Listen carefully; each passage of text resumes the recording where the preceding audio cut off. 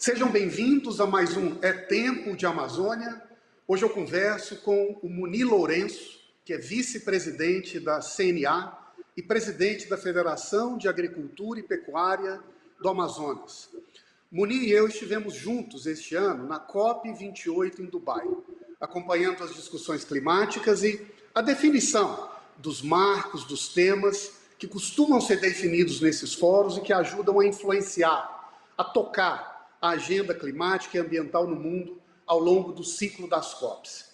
E um dos temas que chamou muito a atenção nas discussões internacionais da COP28 este ano em Dubai, ou melhor, no final do ano passado em Dubai, foi a centralidade crescente do uso da terra e da produção de alimentos na agenda do clima.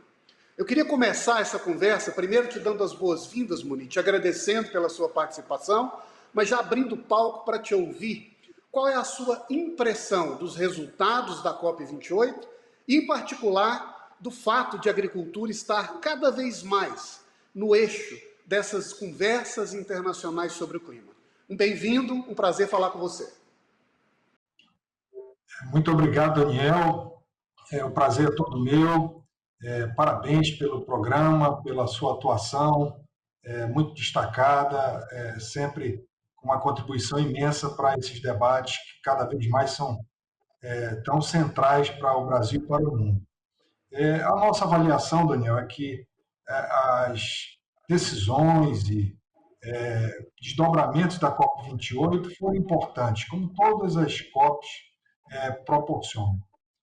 E nós destacamos como algumas decisões que foram fundamentais e relevantes da COP28 a questão do Fundo de Perdas e Danos, depois de longas discussões, longos anos de debates a respeito desse tema, a questão do Global Stock Take, a primeira avaliação global sobre a questão da temperatura, da elevação da temperatura do globo, e também no documento final da COP28, a menção no texto final à substituição gradativa dos combustíveis fósseis. Também um tema extremamente complexo, sensível e fundamental, que finalmente a COP trouxe no seu documento essa questão que tem uma relação muito impactante, direta, no que diz respeito à questão do enfrentamento das mudanças climáticas. E todo esse contexto, essas decisões, têm reflexos diretos, no nosso país, e nós precisamos avaliar sempre os reflexos em termos de desafios e também de oportunidades. Por exemplo, quando a gente verifica aí a questão da substituição dos combustíveis fósseis, o nosso país que tem uma matriz energética limpa, e que pode se beneficiar aí de uma oportunidade em relação a esse quesito, inclusive produzindo e comercializando energia renovável para outros países que enfrentam essa sistemática. Pela parte da CNA, a participação na COP28, mais uma vez, foi um esforço e uma prioridade que a CNA tem no que diz respeito ao cumprimento da sua missão de representação de mais de 5 milhões de produtores rurais brasileiros. A CNA, que há 10 anos participa das COPs, já agora credenciada há vários anos pela UNFCCC como entidade observadora e representando o agro brasileiro, e cada vez mais as COPs, na visão nossa da CNA, como arenas de debate, de reflexões, e também momentos importantes para que nós possamos levar informações fidedignas a respeito do agro brasileiro, muitas vezes até superando algumas desinformações, narrativas que surgem contra o agro brasileiro e levando realmente a verdade do agro brasileiro enquanto um exemplo notável de uma agricultura tropical de baixa emissão de gases de efeito estufa e que baseada, sobretudo, num compromisso do produtor rural brasileiro com a sustentabilidade ambiental com a produção de alimentos. No centro da discussão, Moni, me chamou a atenção, lá na COP28 em Dubai, o fato de 160 países assinarem uma declaração que não tem uma obrigação formal imediata, mas que forma opinião, forma visão, mostra o caminho, que tem como objetivo a transição dos sistemas agroalimentares. É como se, para utilizar a sua expressão, o agro entrasse na arena dos debates, das reflexões sobre a transição verde. Isso é uma oportunidade para o Brasil ou é uma ameaça e algo que o Brasil deveria ficar atento e se cuidar? A nossa visão nessa questão dos sistemas alimentares é de que é um assunto que merece muita atenção pelo país, pelo agro brasileiro e pelas autoridades negociadoras brasileiras, que pode, dependendo do viés desse assunto, se tornar algo problemático ou uma oportunidade, né? Principalmente para que, por exemplo, não se tenha conclusões ou convicções de que somente determinados sistemas de produção de alimentos devem ser apoiados, fomentados, aceitos, né? E excluindo outros modos de produção, né? Mas, sobretudo, acreditamos que essa declaração, ela e a CNA, nós estivemos analisando com muita atenção tudo isso, ela foi algo importante, né? E que nós, CNA, manifestamos aos negociadores brasileiros essa devida atenção que tinha que ser dada, mas nós acreditamos que essa declaração não coloca em risco uma premissa que é muito importante, de que a questão da segurança climática, hoje, cada vez mais, ela está atrelada à questão da segurança alimentar, da segurança energética, né? E, nesse contexto, o agro brasileiro sem dúvida alguma, parte da solução para o enfrentamento das mudanças climáticas. Principalmente o agro brasileiro que vem de forma crescente adotando boas práticas agropecuárias e sustentáveis e conciliando produção de alimentos e sustentabilidade ambiental. O Brasil, que tem uma responsabilidade, inclusive reconhecida pela FAO, pela ONU, de alimentar uma parcela cada vez mais significativa da população mundial. E nós sabemos que segurança alimentar, acesso à comida, acesso ao alimento, é também sinônimo de paz mundial. Então, o nosso país, sem dúvida alguma, tem uma posição de grande responsabilidade dentro desse contexto, e por isso que nós, enquanto representação do produtor rural brasileiro, a CNA, tem cada vez mais se colocado de forma muito presente nesses debates para levar as opiniões do produtor rural brasileiro para esses grandes debates. E antes do nosso intervalo, uma pergunta rápida que vamos continuar daqui a pouco, Moni. A Amazônia brasileira na COP28. Em vários dos debates, a sensação que muitas pessoas tinham é que, na verdade, essa COP estava preparando o caminho para uma outra COP, que vai acontecer daqui a 2 anos em Belém do Pará, no Brasil. Qual a sua visão nesta COP sobre a participação, como o mundo tem tratado a Amazônia brasileira? Ela é vista como um santuário para europeu passar férias de verão, ou ela vai ser um espaço de produção e desenvolvimento do país? Isso é uma questão extremamente complexa, e eu, como amazônida, espero muito que nas COPs, e aí nós temos aí a perspectiva da COP30, aqui na região, a visão externa sobre a Amazônia possa melhorar. Me incomoda muito debates, discussões sobre a região por pessoas que sequer aqui estiveram alguma vez e que falam sobre a Amazônia e expressam lições sobre a Amazônia por ouvirem dizer. Eu acredito que seja muito importante essa oportunidade na COP30, o mundo vir aqui na região, conhecer melhor as nossas especificidades, ouvir a população regional, a população local, compreender que a Amazônia não se resume a uma floresta, né?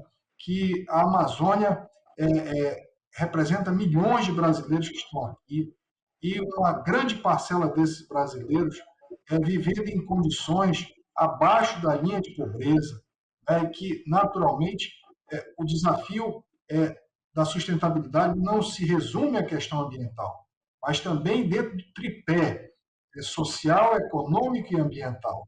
É muito importante o esforço mundial, né, para que a Amazônia possa ter condições de qualidade de vida, atividade econômica de forma sustentável.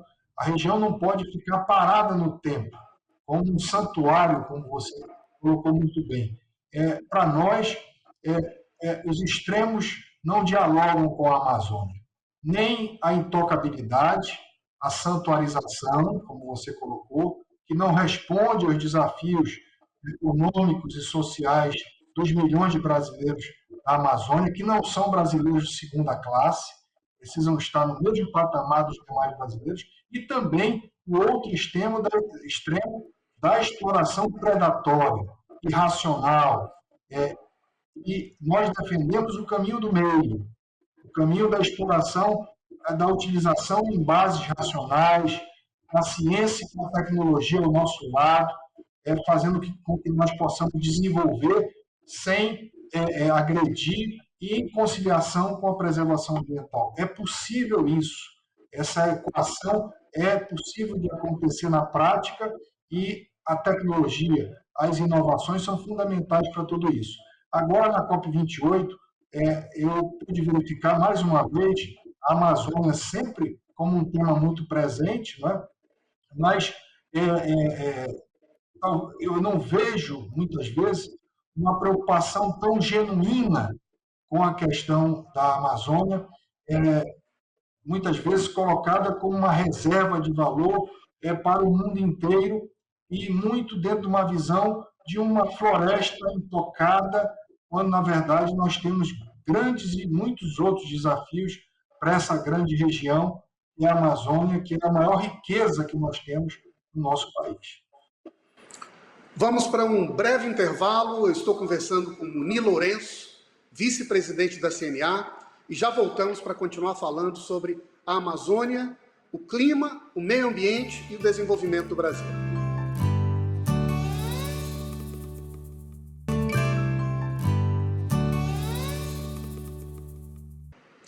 Voltamos com o segundo bloco. Hoje eu converso com Muniz Lourenço, vice-presidente da CNA e presidente da Federação de Agricultura e Pecuária do Estado do Amazonas. Uma das propostas apresentadas pelo Brasil, olhando para a Amazônia lá na COP28, foi a criação de um fundo florestal, que tinha por objetivo mobilizar recursos, em parte de estados, quem sabe do setor privado, mas que ajudasse a criar uma outra forma de precificar e de financiar a manutenção das florestas em pé. Este fundo, chamado de Florestas para Sempre, foi apresentado com uma expectativa, mas até o momento ele não conseguiu abraçar uma grande quantidade de recursos. No entanto, é uma iniciativa original, quem sabe pode, ao longo dos próximos anos, servir como um projeto que ajude a Amazônia, a preservação das florestas e o seu desenvolvimento. Mas eu gostaria de ouvir o Muniz. Como você vê essa iniciativa do governo do país? Será que isso basta? Será que isso é um passo importante? Qual a sua percepção, Muniz? Bom, Daniel, a nossa visão é de que iniciativas como essa são oportunas, são positivas, mas para que isso tenha concretude, nós precisamos de ações efetivas para a Amazônia, para a questão das mudanças climáticas.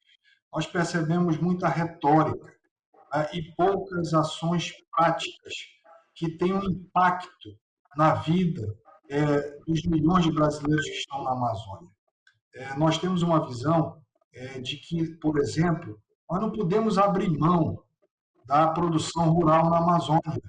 Nós temos mais de 1 milhão de famílias aqui, segundo a Embrapa, né, que vivem na Amazônia. A grande maioria pequenos produtores rurais, né, que precisam de transferência de tecnologia, de assistência técnica, de educação, de infraestrutura.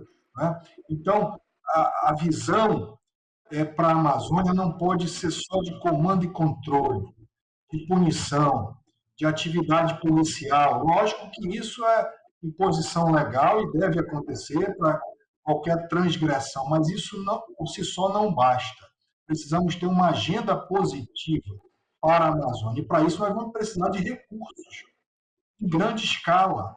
Então, o fundo que você citou e qualquer outra iniciativa que canalize recursos efetivamente para a região, para esses grandes desafios e carências que a Amazônia tem e a sua população, serão bem-vindos. Né? Então, nós, e a CNA, inclusive, no documento que nós divulgamos, chamado Position Paper da CNA e do agro brasileiro para a COP28, né, nós exaltamos como fundamental a importância de que o financiamento climático se torne efetivo, que haja o destravamento disso. Os países industrializados precisam assumir suas responsabilidades. Né? No contexto das mudanças climáticas, que tiveram esse contexto de origem nesses modos de desenvolvimento que esses países ricos tiveram e que eles precisam apoiar as nações, os países em desenvolvimento, no enfrentamento dessas mudanças climáticas. O nosso país precisa potencializar, massificar essas ações, como eu disse, de educação, de infraestrutura, de assistência técnica, para elevar o nível social e econômico da Amazônia, e para isso nós precisamos de recursos. Fundos como esse, ou tantos outros que se efetivam, são bem-vindos, mas não para assistencialismo, o bloqueio da atividade econômica da região, mas e sim apoiar o desenvolvimento econômico da região em bases sustentáveis e com base na tecnologia e na ciência. Sem desenvolvimento, não há preservação. Essas duas etapas têm que ser pensadas de forma colegiada, integrada, colaborativa, e não como uma etapa após a outra ou depois da outra. Queria aproveitar, Moni, o seu comentário sobre a agricultura na Amazônia. Muitas vezes, no debate internacional, de quem não entende, não conhece a região, existe um preconceito com o uso da terra em geral e com a produção de alimentos na Amazônia. Gostaria de fazer uma pergunta muito direta. Há espaço para a agricultura e a pecuária na Amazônia? Eu sei a sua resposta, mas eu gostaria que você apresentasse. E uma segunda pergunta. Como o Brasil deveria tratar, como o Brasil deveria apoiar essa produção de alimentos na região? Bom, Daniel, primeiro que nós aqui na Amazônia, cada vez mais costumamos falar na Amazônia no plural, as Amazônias, porque nós temos diversas realidades geográficas aqui na Amazônia. E há sim, com certeza, espaço para a produção rural na Amazônia e precisa existir, porque nós precisamos, e aí a gente falava da questão do contexto da segurança alimentar, até por isso nós precisamos da existência da produção rural na Amazônia. Nós temos mais de 500 municípios aqui nos estados que compõem a Amazônia. E precisamos de segurança alimentar, produção de alimentos local, para abastecimento dessa população, desses mais de 500 municípios. Né? E defendemos sempre, né, instrumentos como o zoneamento ecológico econômico, né, onde a ciência fala das nossas vocações econômicas, né, na diversidade da região, na diversidade da Amazônia. E nas regiões, nas micro-regiões que os zoneamentos ecológicos e econômicos apontarem, vocacionadas com potencial para a produção de alimentos, nós acreditamos que não deva haver qualquer tipo de obstáculo dentro da legalidade para que nós possamos produzir esses alimentos aqui na Amazônia. Volto a dizer, a Embrapa, com números oficiais, mais de 1 milhão de famílias aqui na Amazônia que vivem da atividade rural. Então, nós não podemos abrir mão de maneira nenhuma para essa atividade. Nós não nos filiamos àquelas correntes de pensamento de proibição na Amazônia de tudo, sufocamento da atividade econômica. Isso nós não queremos. Não queremos isso para a Amazônia. Isso tangencia muito próximo de uma possibilidade da Amazônia se transformar numa narco-região. e nós não queremos isso. Nós sabemos que existem países fronteiriços aqui na nossa região da Amazônia brasileira que hoje produzem drogas, e nós não queremos que os nossos pais de família amazônicas, por falta de oportunidades, por falta de opções de atividades econômicas lícitas, venham a serem cooptados para isso. Nós não queremos de maneira nenhuma a Amazônia entregue para esse tipo de futuro que nós não queremos de maneira nenhuma para a nossa Amazônia brasileira. E olhando para o futuro, Muniz, sabendo que o Brasil agora cedia as discussões do G20 e já prepara uma agenda que vai orientar as discussões globais em nosso território sobre a agenda da sustentabilidade mundial e sobre o futuro da Amazônia e do Brasil. Quais seriam, a seu ver, as preocupações que deveriam estar na prioridade número 1 do Brasil na organização, na construção dessa agenda para orientar as discussões agora, não só sobre o país, mas sobre como o mundo vai lidar conosco e como nós vamos lidar com a agenda do clima no futuro? O Brasil tem agora uma posição a nível mundial de grande importância para liderar o mundo, agora G20, daqui em 2025 a COP30. Então, uma oportunidade ímpar para que o país possa liderar e liderar pelo exemplo. E nós temos exemplo de sobra para mostrar ao mundo de que o país é um país em desenvolvimento, com diversas carências, mas que soube construir, né, uma agricultura tropical de baixas emissões de gases de efeito estufa, e que o país possa ter a firmeza, agora liderando o G20, né, de capitanear debates que possam trazer os países para assumirem e efetivarem suas responsabilidades no que diz respeito a apoiar o desenvolvimento sustentável de países em desenvolvimento como o Brasil. Então, nós acreditamos que é um momento ímpar, único, para o país liderar e conseguir avanços importantes para o país e principalmente para os países em desenvolvimento frente a esse contexto mundial, que é um contexto desafiante de mudanças climáticas, conflitos armamentícios, né?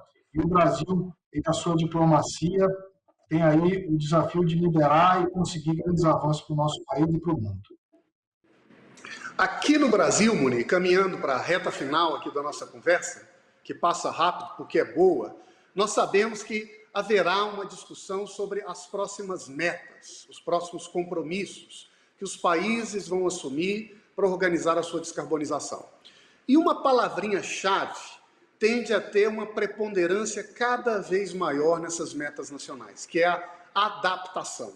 Então, se no passado a gente olhava para o problema ambiental como um problema de mitigar as emissões para evitar o aquecimento global, cada vez mais agora a gente também olha para o desafio de adaptar as nossas economias para incorporar o meio ambiente na forma de organização, evitando, assim, que eventuais mudanças do clima nos atinjam. E a agricultura é, por definição, um setor exposto a essas mudanças climáticas.